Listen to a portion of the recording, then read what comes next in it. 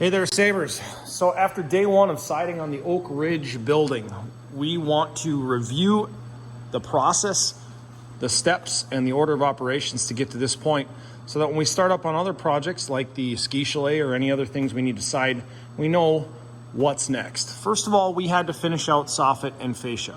So we install our F channel, we put our soffit in, and then we put our fascia on. Once we have that wrapped up, we can measure down from the top of the F channel to where we want the siding to cover at the bottom. Typically, we want to go about a ½ inch below the skirt board or our treated rim joist at least. So we're talking about, we want to go past this OSB because this isn't treated. We want our siding to come down ½ inch below that. That magic number was determined to be 93 3/4 inches. And then we actually subtract back up from there the height of our starter material, which is 2 3/4 inches.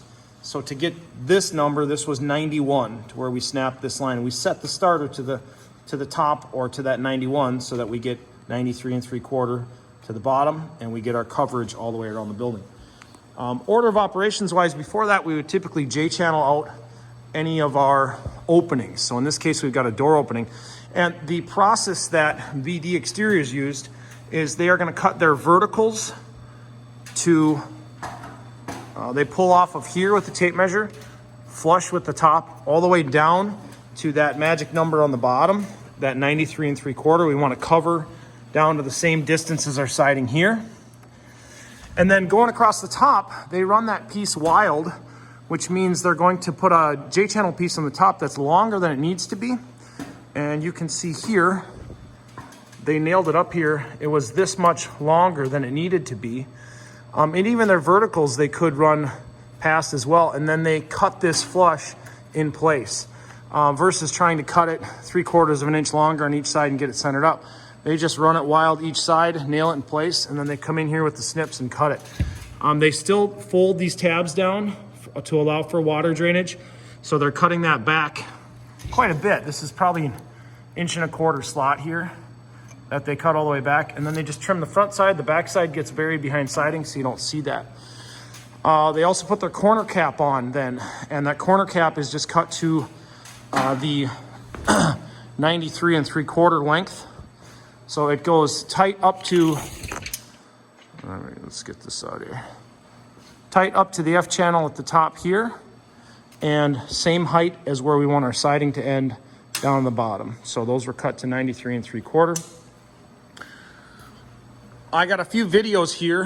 One is on the back side, how to finish these out with this J-channel. So we'll take a look at how they made this what's called a return. So we're coming down with J-channel and then returning back so that we can end our corner cap up in here nice and clean. We'll take a look at that. Okay, another trick of the trade here about how to finish out this corner. So we have a J-channel return. So you mitered that until it overlapped. One's tucked inside the other. You're just marking that to cut the return. Just marking this right inside this corner right here. Okay. And why inside that corner? Because is the corner cap going to butt up to it? So then what I do is I'll cut this down.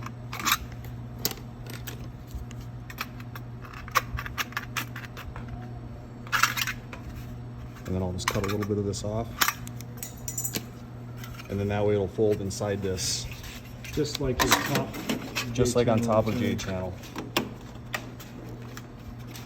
So that way if water ever does get in here, it will have to come on the outside of this corner instead of running inside it. And then you trim these, is that trimmed? And we'll leave this long until your corner's on, and then you just trim this with the edge of the corner.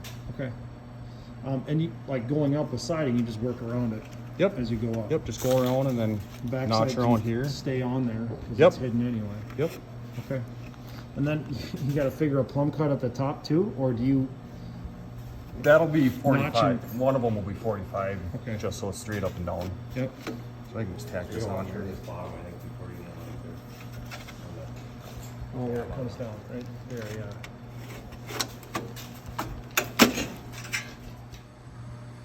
Okay, this is a little variation on our J-channel. We actually have a 45-degree miter cut, which is a little cleaner look.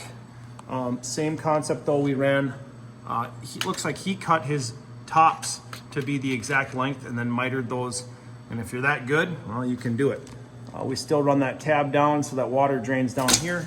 What we're missing right now, we just have this next piece temporarily tacked up here. We didn't sink the nails, is what's called undersill. And that is a piece of material that allows this cut piece of siding to tuck up in there.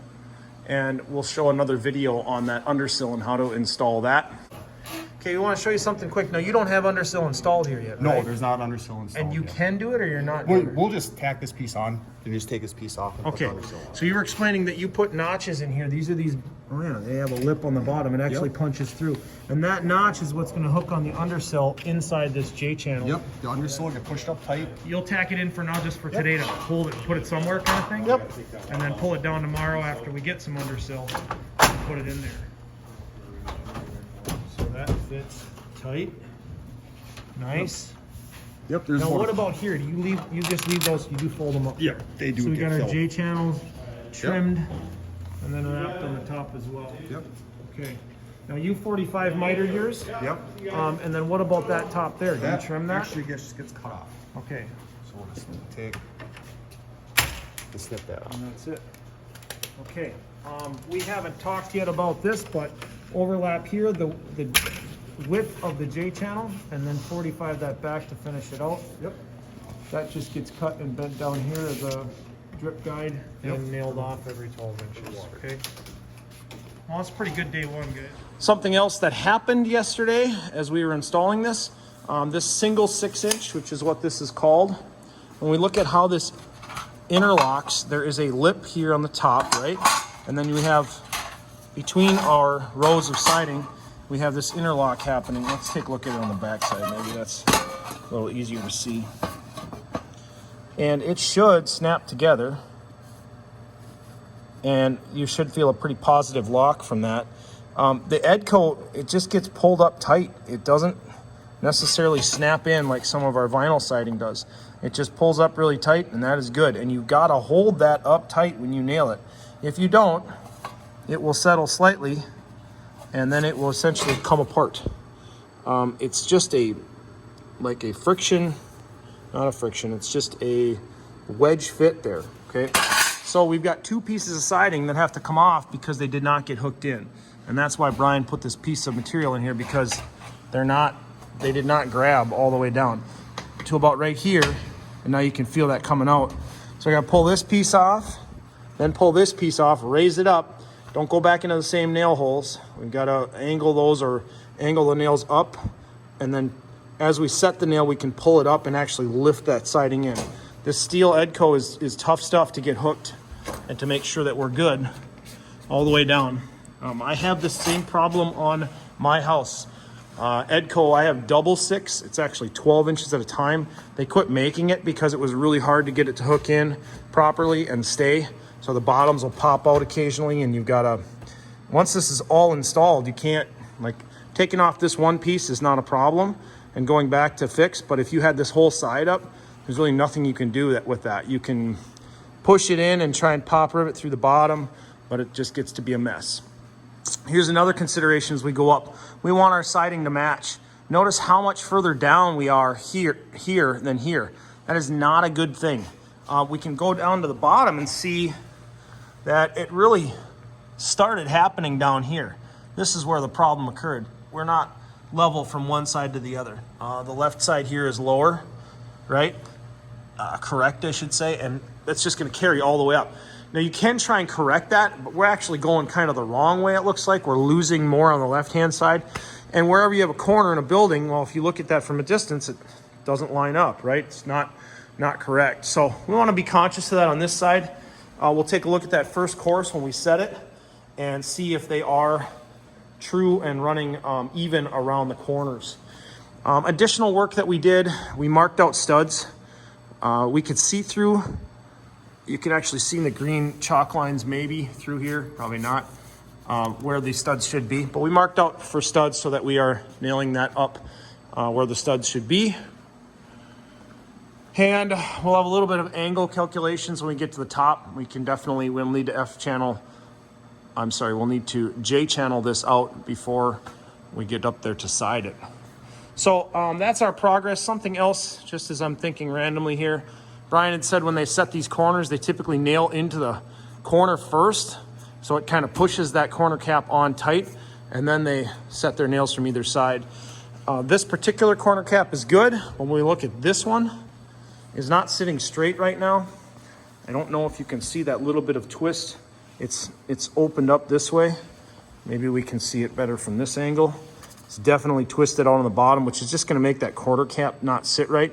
So it's out quite a ways here, underneath here. It needs to go over and twist in. Just try and manipulate this before we start siding it.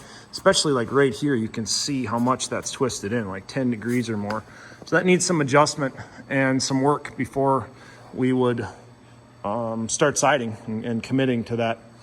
Finally, I guess Gavin was outside cutting material on this, Gavin Samuelson, and he was taking care of that solo.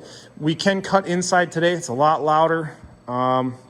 It's just really cold out, but we can use our shooting board in place of what they provided. We'll have a video on what we need to know about that as well.